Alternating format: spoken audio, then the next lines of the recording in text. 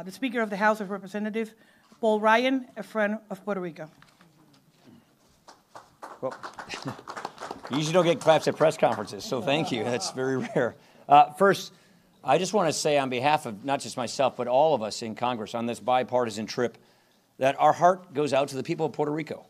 What we have seen here today, confirms that this is first and foremost a humanitarian disaster. But what we have seen also today is a very compassionate, resilient spirit. What we've seen is people coming together, working together to help victims, to rebuild communities. I want to commend everyone who has come to the aid of our fellow citizens here in Puerto Rico. I want to commend the men and the women in our military, our Guard and our reserves, the people at FEMA, the people from the other states. We just were on the floor meeting people from California and Oklahoma and Texas who came from mutual aid. And I want to especially thank the people right here in Puerto Rico who probably haven't slept, an hour a day for all of the hard work. There is so much work to be done, and we want everyone to know that we are absolutely committed to getting this done, to solving this problem. That's why the House has moved twice already. This is why the House moved quickly yesterday to pass an emergency supplemental disaster assistance package to address this urgent matter, this urgent humanitarian disaster. This legislation will provide more response. I'll just give you just a couple of things. First of all, you have a situation where local communities don't have a revenue base anymore. They have no tax base anymore. There's a proposal and a program, the Community Disaster Loan Program, which we funded last night to address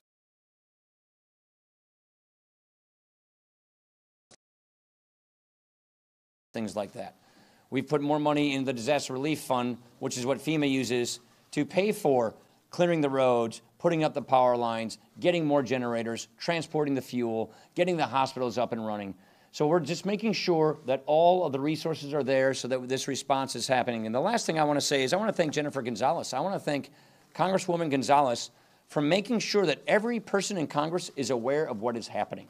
I want to thank Congresswoman Gonzalez for her invitation to have us come down here as quickly as possible so that, as you said, Governor, we can see this with our own eyes, we can hear this with our own ears, just how dire this situation is and why we have to be responding like we are. This isn't the last aid package. This is the second and more to come.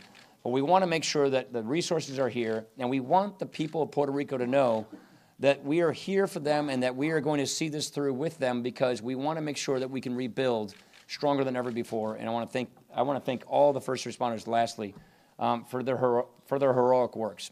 Thank you. Questions? Okay, the speaker, we will take two questions. NBC. Hi, how are you, Speaker Ryan? I actually have two questions, one for the Speaker and one for the FEMA representative.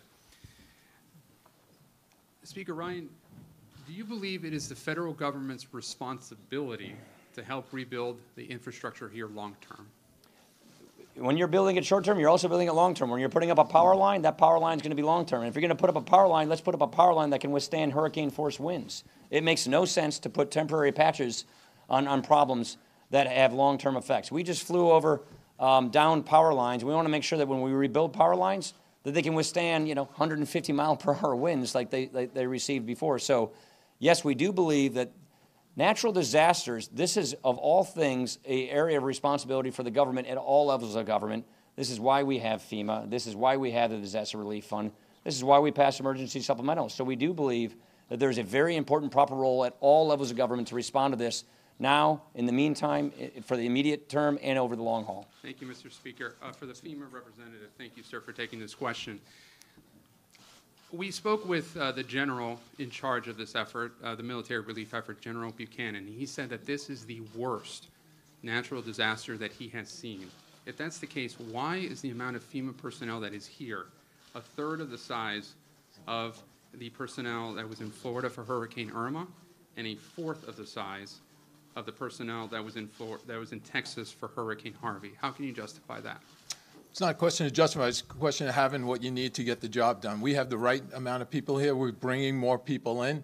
We're supplementing because the type of assistance we need now is direct on-the-ground assistance, and that's where General Buchanan's work, General Reyes' support with the National Guard is making a difference because they are the force multiplier for us to get direct to the people. Because FEMA, even if FEMA brought every single one of the people, we wouldn't be able to have the impact that the force multiplication of having the military there has given us. And that's what we need right now, because this is still a response. We're going to start to talk about recovery, but we have to get the food out to the people, we have to get the water out to people, and the people that we rely on to get it done is the United States military. Okay, the final question, Noticentro. Mr. Speaker, when do you expect that Congress will be considering the additional aid that has been requested from the government of Puerto Rico? And do you think that that Congress will be granting the flexibility that the government of Puerto Rico is asking in the use of those funds? Yeah, so at this stage in the process, as I just mentioned, we respond immediately to the emergency humanitarian disaster requests. And now what we're doing, this is Puerto Rico, Florida, and Texas. Those requests go to the federal government, to the executive branch, to the Office of Management and Budget. They have circulated memos government-wide, making sure that we uncover everything that is needed and then to do their scrub, do their analysis of what those needs are. When we get that final analysis, the administration will submit yet again to Congress a request for another aid package to respond to these longer-term problems. Jennifer made sure that we went to the interior of the island, to the mountain area, to see just how widespread the devastation was there, and that we also listened to mayors who represent a lot of these towns that still have bridges out on in their one-road towns that can't get people to. So at this stage, we're in the humanitarian crisis moment. We're in the crisis moment of making sure that lives are saved, that people are put out of harm's way, that hospitals are running, that water is flowing, that power is up and running. So that is the phase we're in right now. But clearly, there are going to be more phases, and that is what the administration is packaging and doing their analysis to make sure that on the next aid package, it is more geared toward the long term. Going back to the last question that you asked, the question about the long-term viability of Puerto Rico, our fellow citizens, we are all in this with each other for the long haul to make sure that this island survives, that this is a beautiful place to raise a family, to grow, to have an economy that can kick off great jobs. This is something that we're all invested together. We've been working on Puerto Rico legislation for a few years now, and so we've got a lot more to do to make sure that we can invest in the long haul, to make sure that the Puerto Rico economy is strong and that the Puerto Rico government is financed and self-sufficient. And right now, it's emergency.